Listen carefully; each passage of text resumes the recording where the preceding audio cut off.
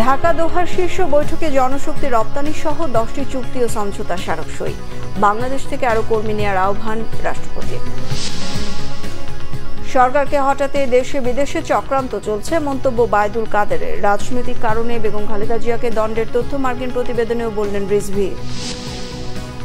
বিভিন্ন উপজেলায় প্রতীক বরাদ্দ, বান্দরবানের 3 উপজেলায় নির্বাচন স্থগিত।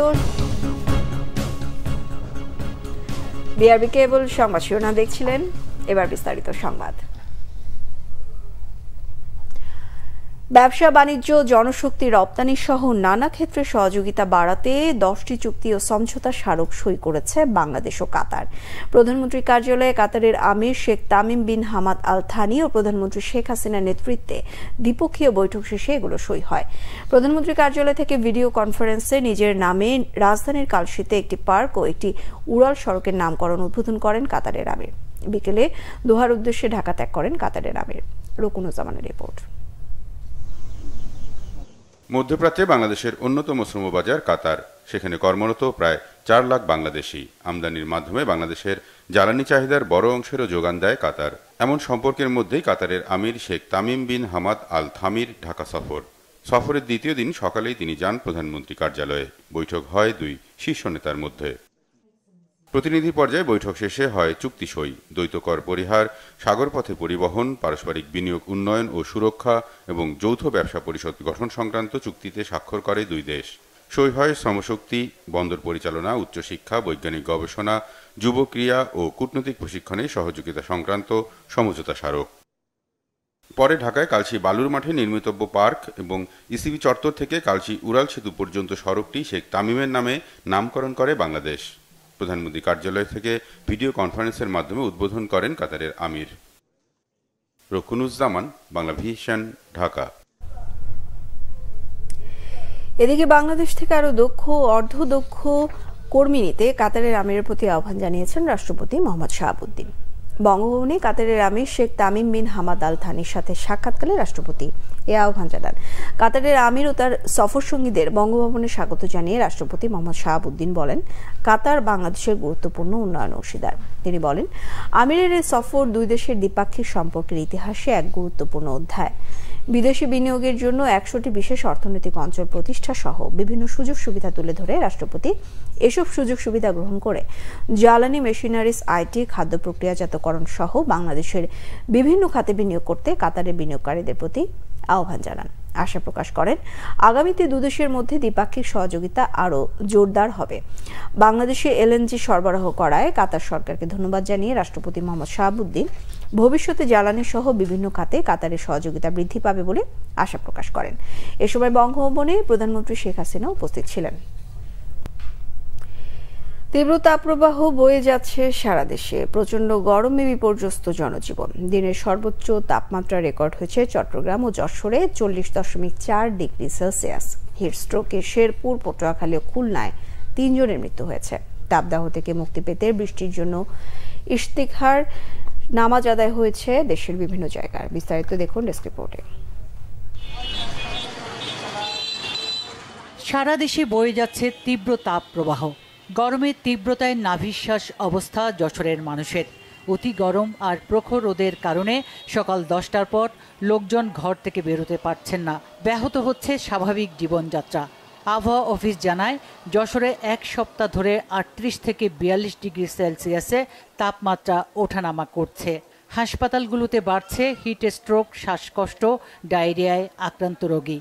বাইরে তো আসার কোনো পরিবেশই নাই, তারপরেও জরুরি কাজে আসতেই হয়েছে, না আসলেই নয়। 28 থেকে 32, এখন আমরা 40 ধাবমান, এরকম একটি অবস্থা বিরাজমান আছে, যে কারণে আমরা দৃশ্যত দেখছি যে প্রচন্ড গরমে মানুষ, পশু পাখি সবারই অবস্থা খারাপ। চুয়াডাঙ্গায় সোমবারের তুলনায় কয়েক ডিগ্রি কমেছে তাপমাত্রা, তবে তীব্র তাপদাহে নাকাল জেলার জনজীবন। মঙ্গলবার বিকেল 3টায় জেলার সর্বোচ্চ তাপমাত্রা রেকর্ড হয়েছে 39.6 ডিগ্রি সেলসিয়াস। গরমে একটু স্বস্তি পেতে গাছের ছায়ায় আশ্রয় নিচ্ছে মানুষ। পুকুর ও সেচ পাম্পের পানিতে গোসল করে শান্তি খুঁজছেন অনেকে। আরও কয়েকদিন এ ধরনের তাপমাত্রা থাকতে পারে বলে জানিয়েছে স্থানীয় আবহাওয়া অফিস। এদিকে তাপদাহ থেকে রক্ষা পেতে বাগেরহাটের মোরেলগঞ্জে ইস্তিসকার নামাজ আদায় করেছেন শত শত মানুষ। মঙ্গলবার সকাল 7টায় মোরেলগঞ্জ উপজেলার আজিজিয়া স্কুল মাঠে নামাজ শেষে বৃষ্টি চেয়ে বিশেষ মোনাজাত করা হয়। বৃষ্টির প্রার্থনায় নামাজ হয়েছে চুয়াডাঙ্গায়ও। শহরের টাউন ফুটবল মাঠে বৃষ্টি চেয়ে আল্লাহর দরবারে প্রার্থনা জানানো হয়।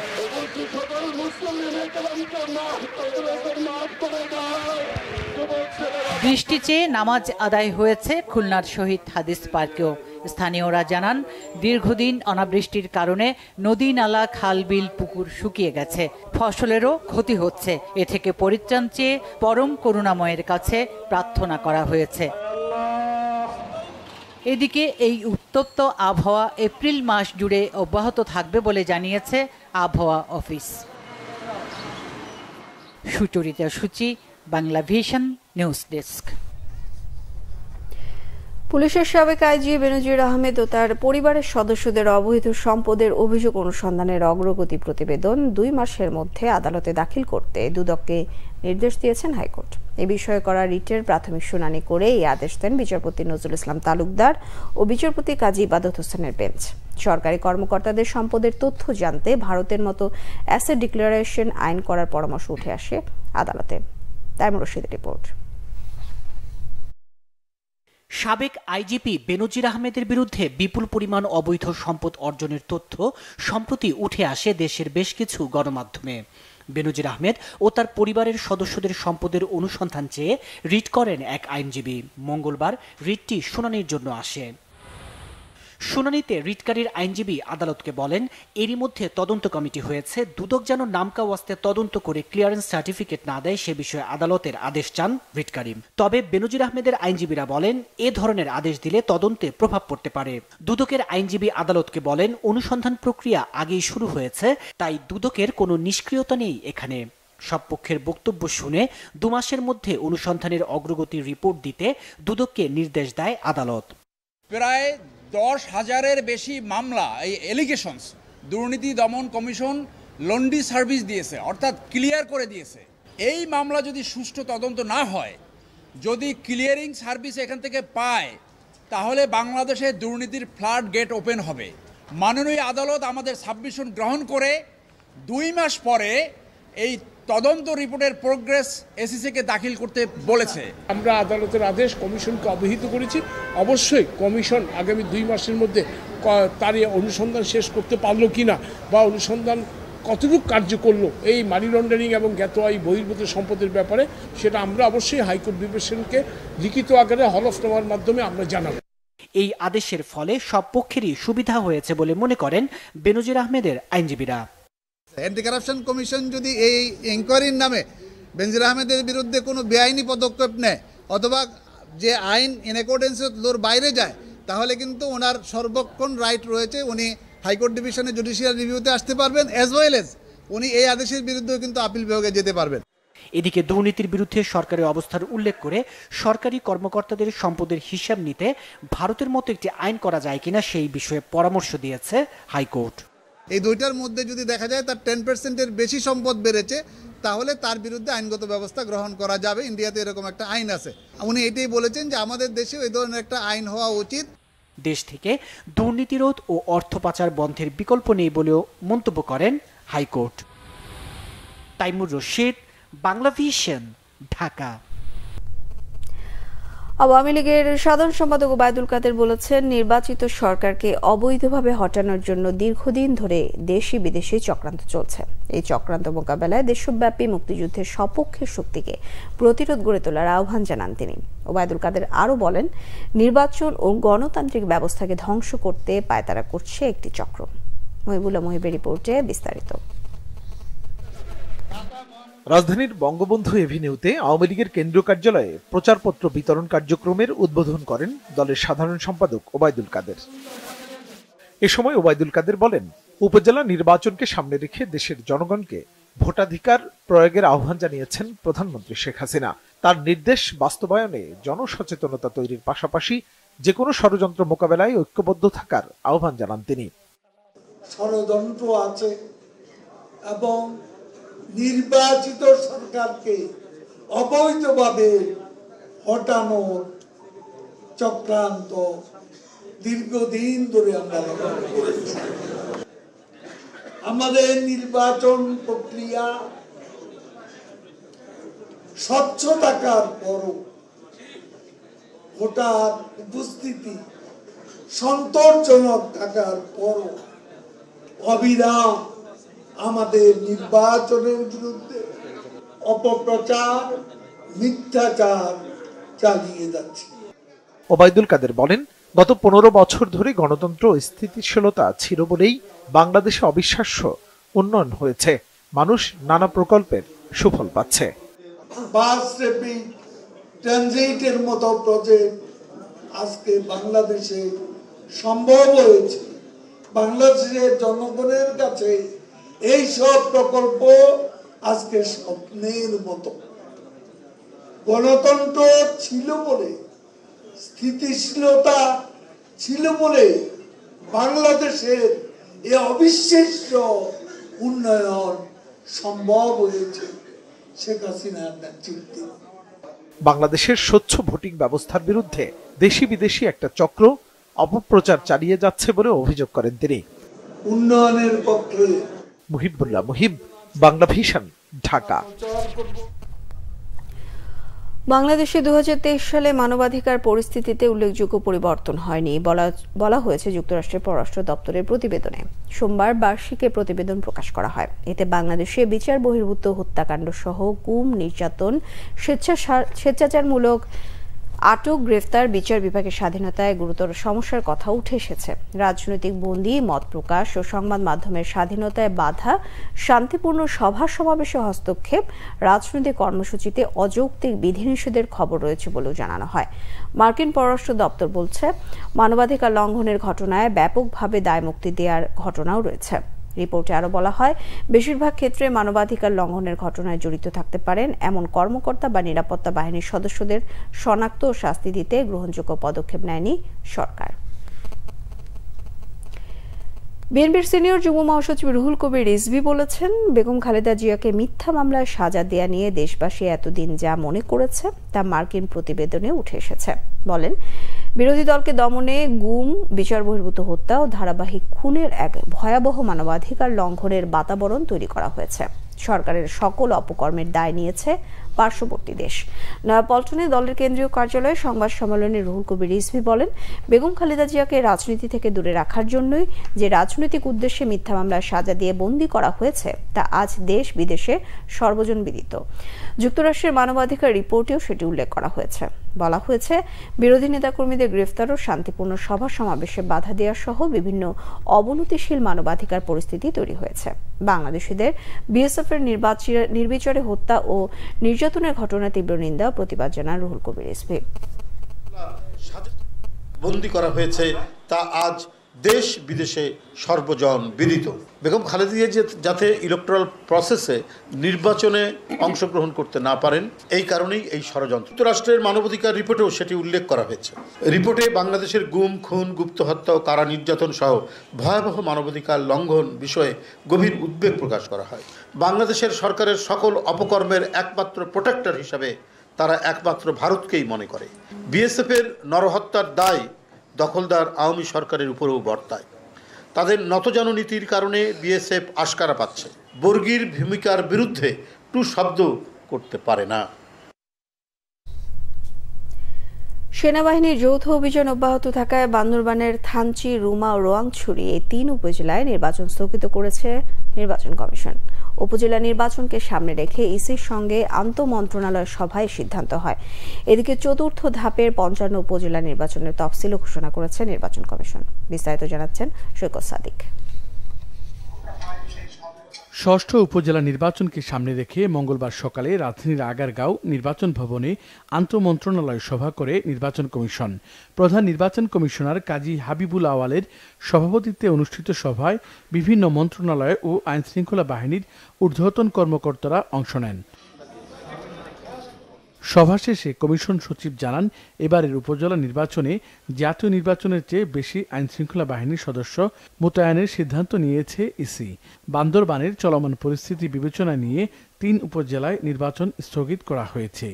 পার্বত্য জেলা বান্দরবনের 3টি উপজেলাতে বিশেষ করে থানচি, রুমা এবং রোয়াংছড়িতে আমাদের কম্বাইন্ড অপারেশন অর্থাৎ যৌথ বাহিনীর অপারেশন চলমান রয়েছে। তাই আপাতত এই 3টি উপজেলা নির্বাচন স্থগিত করা হয়েছে, যেটা আমরা পরবর্তীতে সুবিধা সময় আমরা আয়োজন করতে চেষ্টা করব। এদিকে কমিশনের আরেক সভায় উপজেলা নির্বাচনের 4র্থ ধাপের 55 উপজেলার তফসিল চূড়ান্ত করা হয়। সভা শেষে কমিশন সচিব এই তফসিল ঘোষণা করেন। আমাদের 6ষ্ঠ উপজেলা পরিষদ সাধারণ নির্বাচনের 4র্থ ধাপের মনোনয়নপত্র দাখিলের শেষ তারিখ 9 মে বৃহস্পতিবার, মনোনয়নপত্র বাছাই 12 মে রবিবার, মনোনয়নপত্র বাছাইয়ের বিরুদ্ধে আপিল দায়ের 13 থেকে 15 মে, আপিল নিষ্পত্তি 16 থেকে 18 মে, প্রার্থিতা প্রত্যাহারের শেষ তারিখ 9 মে রবিবার, প্রতীক বরাদ্দ 20 মে সোমবার এবং ভোট গ্রহণ, যেটা আগে থেকে আপনারা জানেন যে 5 জুন 2024 তারিখ সকাল 8টা থেকে বিকেল 4টা পর্যন্ত ভোট হবে রোজ বুধবার। এছাড়া প্রথম ধাপের উপজেলা নির্বাচনের 26 প্রার্থী বিনা প্রতিদ্বন্দ্বিতায় জয়ী হয়েছে। এর মধ্যে 7 জন চেয়ারম্যান, 9 জন ভাইস চেয়ারম্যান ও 10 জন মহিলা ভাইস চেয়ারম্যান রয়েছেন। সৈকত সাদিক, বাংলা ভিশন, ঢাকা। আগামী 8 মে 6ষ্ঠ উপজেলা পরিষদ নির্বাচন উপলক্ষে দেশের বিভিন্ন জায়গায় নির্বাচনের প্রার্থীদের প্রতীক বরাদ্দ দেওয়া হয়েছে। প্রতীক পেয়েই প্রচারণায় নেমেছেন প্রার্থীরা। 6ষ্ঠ উপজেলা পরিষদ নির্বাচনের প্রথম ধাপে জেলা নির্বাচন কার্যালয়ের সভাকক্ষে নাটোরে 3টি উপজেলায় বৈধ প্রার্থীদের মাঝে প্রতীক বরাদ্দ দিয়েছেন জেলা রিটার্নিং কর্মকর্তা আব্দুল লতিফ শেখ। এদিকে গাইবান্ধার সাঘাটা ও ফুলছড়ি উপজেলা পরিষদ নির্বাচনে প্রতিদ্বন্দ্বী প্রার্থীদের হাতে প্রতীক তুলে দেন রিটার্নিং অফিসার ও জেলা নির্বাচন কর্মকর্তা মোহাম্মদ আব্দুল মোতালেব। জেলা নির্বাচন অফিসার সম্মেলন কক্ষে 2 উপজেলায় 24 প্রার্থীর মাঝে প্রতীক বরাদ্দ দেওয়া হয়। প্রতীক পেয়ে প্রচারণায় নেমেছেন প্রার্থীরা। রাঙামাটির 4টি উপজেলায় প্রতীক বরাদ্দ দেওয়া হয়েছে। নির্বাচন কার্যালয়ে জেলা নির্বাচন কর্মকর্তা মোহাম্মদ মনির হোসেন প্রার্থীদের হাতে প্রতীক তুলে দেন। অন্যদিকে ঝালকাঠিতে যাচাই বাছাই শেষে 2 উপজেলায় 3টি পদে 24 প্রার্থীর মনোনয়নপত্র বৈধ ঘোষণা করেন জেলা নির্বাচন কর্মকর্তা মোহাম্মদ আব্দুল সালেক। ঝালকাঠি সদর ও নলছিটি উপজেলায় চেয়ারম্যান পদে 7 প্রার্থীর মনোনয়ন বৈধ ঘোষণা করা হয়েছে। আগামী 2 মে হবে প্রতীক বরাদ্দ, 21 মে হবে নির্বাচন। সাবেক পররাষ্ট্রমন্ত্রী ডক্টর একে আব্দুল মোমেন জানিয়েছেন, দুর্নীতির কারণে বড় বড় প্রকল্প বাস্তবায়নে ধীর গতি দেখা দেয়। এতে বাজেট বাড়ে, সেই সাথে বাড়ে সাধারণ মানুষের হয়রানিও। মুজিবনগর সরকারের ধারাবাহিকতায় বর্তমান সরকারের সফলতা শীর্ষক এক আলোচনা সভায় এসব কথা বলেন সাবেক পররাষ্ট্রমন্ত্রী। বঙ্গবন্ধু ফাউন্ডেশন এই অনুষ্ঠানের আয়োজন করে। এতে বক্তারা জানান, বর্তমান সরকার জনবান্ধব, তাই মানুষের জীবনমানের উন্নয়নে কাজ অব্যাহত রেখেছে ক্ষমতাসীনরা। যদিও কিছু দুর্নীতিবাজের কারণে মানুষকে হয়রানি হতে হচ্ছে, তবে এসব দুর্নীতিবাজদের বিচারের কাঠগড়ায় দাঁড় করানোর কথা বলেন সাবেক পররাষ্ট্রমন্ত্রী। 3 বছরের প্রজেক্ট 7 বছর 8 বছরের, আর সেই সাথে টাকা বলতে, তাছাড়া জনগণের হয়রানি অনেক অনেক বাড়ে। সেই জন্য এর মূলে হচ্ছে কি দুর্নীতি। এই দুর্নীতির মধ্যে আমরা একটা আপনার অভিযান চালাবো দেশে, যেটা আমার সহকর্মী বলেছেন যে যারা দুর্নীতিবাজ তাদের আমরা জনগণের সম্মুখে বিচারের কাঠগড়ায় নিয়ে আসতে চাই। বিশ্বব্যাপী মূল্যস্ফীতি কমলেও কেন্দ্রীয় ব্যাংকের ভুল নীতিতে বাংলাদেশে তা বেড়েছে বলেছেন অর্থনীতিবিদ ও ব্যবসায়ীরা। মূল্যস্ফীতি নিয়ন্ত্রণে ব্যাংক সুদ হার কমানোর তাগিদ দিয়েছেন তারা। এদিকে রপ্তানি ও রাজস্ব আয় বাড়িয়ে মানব সম্পদের উন্নয়নের মাধ্যমে সরকার জনমুখী বাজেট প্রণয়ন করতে চায় বলে জানিয়েছেন অর্থ প্রতিমন্ত্রী ওয়াসিক আয়শা খান। রিপোর্ট আসমা আক্তার নূপুরের। রাজধানীর একটি হোটেলে প্রাক বাজেট আলোচনার আয়োজন করে ICMAB। এতে আলোচকরা বলেন, পার্শ্ববর্তী দেশের তুলনায় বাংলাদেশের শিক্ষা ও স্বাস্থ্য সহ অন্য খাতগুলোতে বরাদ্দ অনেক কম। অর্থনীতিবিদরা বলেন, অন্য দেশের তুলনায় বাংলাদেশের রাজস্ব আয় এখনো অনেক কম। তাই উন্নয়ন খরচ যোগাতে সরকারকে নির্ভর করতে হয় দাতা সংস্থা ও ব্যাংকিং খাতের উপর। সরকার অভ্যন্তরীণ খাত থেকে বেশি করে ঋণ নেয়, বেসরকারি বিনিয়োগকারীরা চাপে পড়ছে, এমন মন্তব্য অর্থনীতিবিদদের। আমাদের ইনফ্লেশন কেন বেড়েছে, যেখানে সারা পৃথিবীতে ইনফ্লেশন কমেছে গত 1 বছরে, সব দেশে কমেছে, আমরা কেন পারিনি? কারণ আমরা সারা পৃথিবী যেদিকে গিয়েছিল আমাদের পলিসিটা সেই দিকে যায়নি। আমরা 9-6 বা ইয়ের মধ্যে আটকা পড়েছিলাম। মূল্যস্ফীতি সুদের হার দিয়ে শুধু কমানো যাবে না এবং তার সরবরাহ বাড়াতে হবে। সর্বোচ্চ অগ্রাধিকার দিয়ে এখন যে মজুদ আছে তার অন্তত 2.5 গুণ মজুদ করে অন্তত 3 মাস 4 মাস ধরে বড় এবং খুচরা বিক্রেতা সবার উপরে যদি মনিটরিং করতে পারেন। মূল্যস্ফীতি নিয়ন্ত্রণে ব্যাংক সুদ হার বাড়ানোর সিদ্ধান্ত সঠিক হলেও বিনিয়োগ ও কর্মসংস্থানের জন্য সুদ হার কমানোর পক্ষে এফবিসিসিআই। এনবিআরকে পলিসি এবং অ্যাডমিনিস্ট্রেশন এই দুটাকে যদি আলাদা করে তাহলে কিন্তু ব্যবসায়ীরা বা যারা ট্যাক্স দেয় তাদের জন্য ভালো। আমরা এই কথাটা বারবার বলেছি, এনবিআরকে 2 ভাগে করা দরকার। যারা ট্যাক্স কালেক্ট করবে তারা কালেক্ট করবে, আর পলিসি যারা দিবে তারা ট্যাক্স কালেক্ট করবে না। বিনিয়োগের জন্য পুঁজিবাজার থেকে অর্থ সংগ্রহের তাগিদ দিয়ে অর্থ প্রতিমন্ত্রী জানান, আসছে বাজেটকে জনমুখী করতে কাজ করছে সরকার। বরাদ্দ বৃদ্ধির দাবি আসে, কিন্তু বরাদ্দের সর্বোত্তম ব্যবহারের কথাটা কেউ তুলে না। আমি তো অবাক হলাম আজকে এখানে কেউ ক্যাপিটাল মার্কেটের কথা বললো না। হ্যাঁ, ক্যাপিটাল মার্কেটের কথা বলা দরকার। প্রাইভেট সেক্টর ক্যাপিটাল মার্কেট থেকে টাকা নেয় না কেন? সব কিছুর দায়ভার ব্যাংকিং সিস্টেমে চাপিয়ে দেওয়াটা মনে হয় ঠিক না। রাজস্ব আয়ে মধ্য ও দীর্ঘমেয়াদী কৌশলের সুফল পেতে আরও কিছুটা সময় লাগবে বলে উল্লেখ করেন অর্থ প্রতিমন্ত্রী। আসমা আক্তার নূপুর, বাংলাভিশন, ঢাকা। বিইউএফটিতে আন্তর্জাতিক টেক্সটাইল প্রযুক্তি ইন্টিগ্রেশন কনফারেন্স হয়েছে। এতে BGMEA, university of fashion and টেকনোলজিতে বিইউএফটি ও চায়না টেক্সটাইল ইঞ্জিনিয়ারিং সোসাইটি সিটিইএস এর মধ্যে একটি সমঝোতা চুক্তি স্বাক্ষরিত হয়। এ ফোরামের প্রাথমিক ফোকাস ছিল আন্তর্জাতিক টেক্সটাইল প্রযুক্তিকে একীভূত করার বিষয়ে আলোচনা। অনুষ্ঠানে উপস্থিত ছিলেন বিজিএমইএ বিশ্ববিদ্যালয়ের উপাচার্য অধ্যাপক ডক্টর এস.এম. মাহফুজুর রহমান, বিশ্ববিদ্যালয়ের ট্রাস্টি বোর্ডের প্রতিষ্ঠাতা চেয়ারম্যান মোজাফফর উদ্দিন সিদ্দিক, ট্রাস্টি বোর্ডের সদস্য রিয়াজ বিন মাহমুদ, খন্দকার রফিকুল ইসলাম, চীনা দূতাবাসের economic and commercial counsellor Song Yang, CTS এর পরিচালক ওয়াং ঝেং ও চায়না টেক্সটাইল অ্যান্ড অ্যাপারেল কাউন্সিলের পরিচালক ইয়াং হোংসান সহ আরো অনেকে। যমুনা ব্যাংক পিএলসি ও ডেল্টা লাইফ ইন্স্যুরেন্স কোম্পানি লিমিটেডের মধ্যে একটি ব্যাংক ইন্স্যুরেন্স চুক্তি হয়েছে।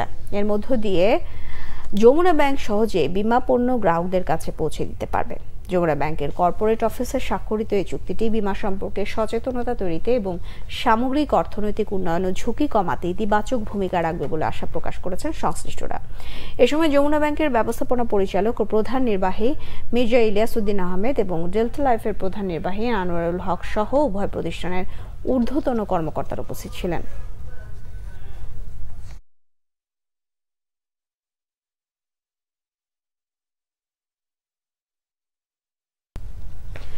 সংবাদ শেষ করবো বিআরবি কেবল শিরোনামগুলো আরো একবার জানি। ঢাকা দোহা শীর্ষ বৈঠকে জনশক্তি রপ্তানি সহ 10টি চুক্তি ও সমঝোতা স্মারক সই। বাংলাদেশ থেকে আরো কর্মী নেওয়ার আহ্বান রাষ্ট্রপতি। সরকারকে হটাতে দেশে বিদেশে চক্রান্ত চলছে, মন্তব্য ওবায়দুল কাদেরের। রাজনৈতিক কারণে খালেদা জিয়াকে দণ্ডের তথ্য মার্কিন প্রতিবেদনেও বললেন রিজভী। বিভিন্ন উপজেলায় প্রতীক বরাদ্দ, বান্দরবানের 3 উপজেলায় নির্বাচন স্থগিত। এই ছিল এখনকার মতো, পরের সংবাদ রাত 1টায় দেখার আমন্ত্রণ রইল।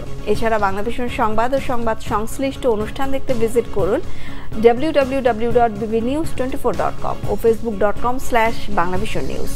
সাবস্ক্রাইব করুন youtube.com/banglavisionnews। সঙ্গে থাকায় ধন্যবাদ সবাইকে।